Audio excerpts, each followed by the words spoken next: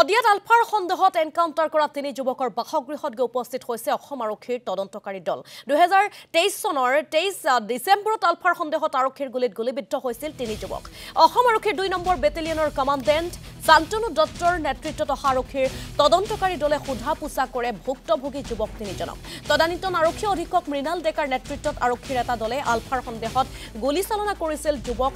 তিনিজনলৈ আৰু গুলীবিদ্ধ যুৱক তিনিজন বিশ্বনাথ বৰগোহাঁই মনোজ বুঢ়াগোহাঁই আৰু দীপজ্যোতি নেওগ আৰু তেওঁলোকে এতিয়া পংগুত্ৰৰ জীৱন কটাইছে ঘটনা সন্দৰ্ভত উচ্চতম ন্যায়ালয়ৰ দ্বাৰস্থ হৈছিল যুৱককেইজন আৰু তিনি যুৱকৰ ঘৰত গৈ উপস্থিত হৈছে অসম আৰক্ষীৰ এটা তদন্তকাৰী দল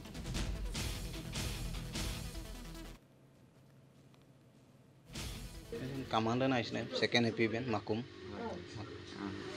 কি হইছে মানে হৈ যোৱা কথাবিলাকে সুধিছে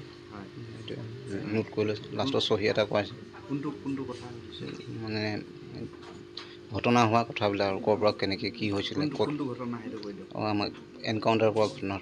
কেতিয়া হৈছিল এইটো 23 ডিচেম্বৰ যোৱা বছৰ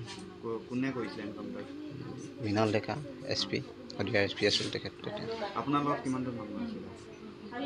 মোৰ বন্ধু আছিলে বিশ্বনাথ বৰগোহাঁই আৰু মনোজ বুঢ়াগোহাঁই